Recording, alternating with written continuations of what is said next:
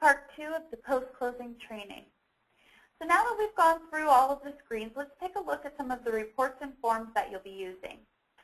So the first report that I want to show you is due and not shipped. So due and not shipped gives you a list of all of the loans that are due to the investor, but they haven't been shipped quite yet. So this is a great report for the shipper to use that kind of covers their entire pipeline. Another report that is going to be useful for the shipper is the MERS submission. So this report is going to allow you to see all of those loans that have been submitted to MERS, but MERS hasn't confirmed a transfer or the registration or the deactivation. Now the next one I want to show you is the shipping pipeline by investor. Now this is going to show you all of the loans that have been shipped to the investor, but they haven't been purchased yet.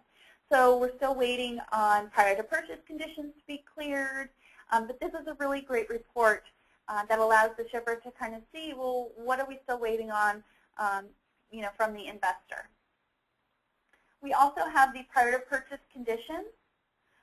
So this is really good because it gives you a list of all of the loans that have outstanding prior to purchase conditions. So if you looked at the last report and you saw that a particular loan still hasn't been purchased, you could pull this report and see, oh yeah, we still have prior to purchase conditions that are outstanding on this particular loan. So it's also a really good report to use. Now a form that you'll want to use is the notice of transfer. Now the notice of transfer prints out a letter to the borrower that just lets them know that their loan has been sold. So you can print it out for an individual loan, or you can use the batch version, enter in a date range. So maybe you want to send it out for all loans that were purchased this month. Then you will print out all of the letters to all of the borrowers, and then you can send them out in a batch. So that makes it really easy. Now the next one I do want to point out is the tax information sheet.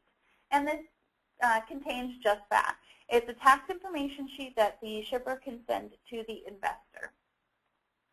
Now those are just some of the reports and forms. There are quite a few listed here. If you have a question about which report or form to use, just double click on it and it'll give you a description here.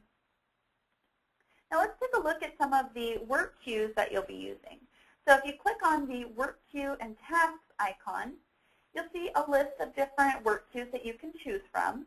So let's take a look at the loans funded and not shipped. Now this is a really good one because it gives the post-closer an idea of all the loans that have already funded, but they still haven't been shipped, so maybe they haven't been received yet, or maybe there's something else we've got to do on the loan before we can ship it to the investor.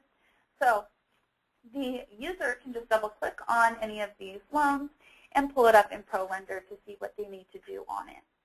Now the next one is the loans on warehouse line greater than 21 days. Now this is a great one because it allows you to see, well, which of these loans that we have do we really need to get purchased right away?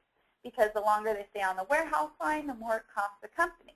So this is a really great work queue for you to pull.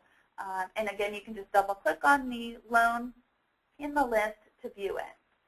Also, we have one that will pull all of those loans that have been on the warehouse line greater than 5 days. We also have the loans shipped and not purchased. So we show all of those loans that are just that. They've been shipped to the investor, but they haven't been purchased yet. So this is really great. Even if you're maybe a manager or supervisor, you can pull this work queue, double-click on one of these loans, and go to your prior to purchase conditions and see exactly, why are we waiting on this particular loan to get purchased? Maybe there's some outstanding prior to purchase conditions. So this is a really good work queue as well. Now let's take a look at the help file. We do have a training guide for the post-closing department under the training guide section. And here we have links to all of the different topics that were covered in the training, including we do have some topics or links to the MERS area.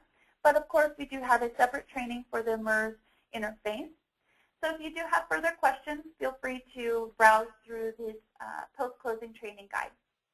So thank you for joining the post-closing